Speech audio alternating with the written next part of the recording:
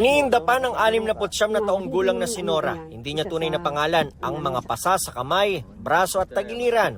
Matapos makipagbuno sa magnanakaw na pumasok sa kanyang tindahan madaling araw nitong Sabado sa Silang, Cavite. Sa kuha ng CCTV, makikita ang pagtakbo ng sospek matapos gawin ng krimen. May lumagapak, hindi ko pinansin kasi paanohan niya, nakala ko pusa lang o kaya mabait. Pag maya-maya, bigla na lang lumagapak.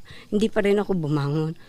Pag dito na sa tabi ko, sabi sa akin huwag kayong mag-iingay, sasaksakin ko kayo. Sinubukan pa raw siyang pagsamantalahan. Sabi niya sa akin, pwedeng makakis.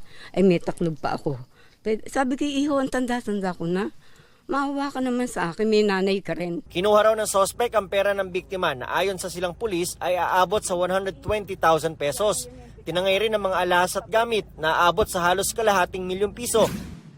Sa gate na ito, tumalon yung sospek para makapasok dito sa bakuran ng biktima. Saka nagpunta at naglakad diretso dito sa may tindahan kung saan natutulog ang biktima. At para makapasok dito sa tindahan ay sinira itong fiber cement board na ito at tinanggal sa lock ang pinto, saka ginawa ang krimen. Pero nabuking ang sospek. Nahulog kasi ang kanyang PhilHealth ID sa tapat ng pinto ng tindahan kung saan siya pumasok. Makikita rin sa CCTV kung saan umuwi ang sospek. Ang bahay na inuwian niya, ang bahay ng dating katiwala ng biktima sa kanyang tindahan.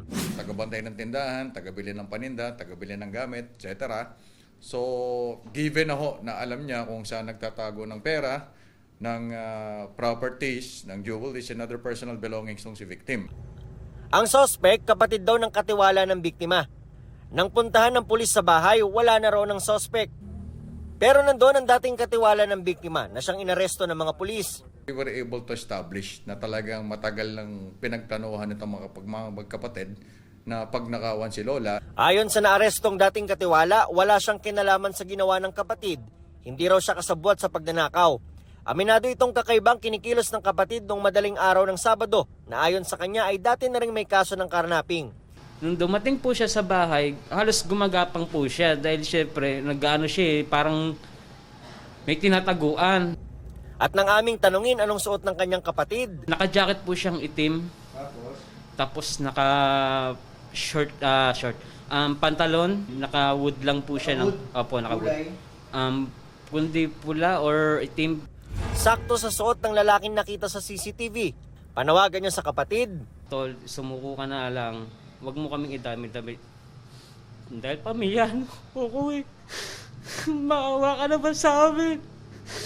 Hindi ko naman ito ginusto Sumuko ka na lang para makalabas ako rito.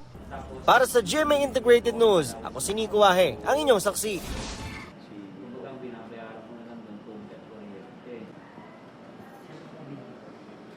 Konti na lang po para konti na lang sir para di ka makita. Mga kapuso, maging una sa saksi. Mag-subscribe sa GMA Integrated News sa YouTube para sa iba't ibang balita.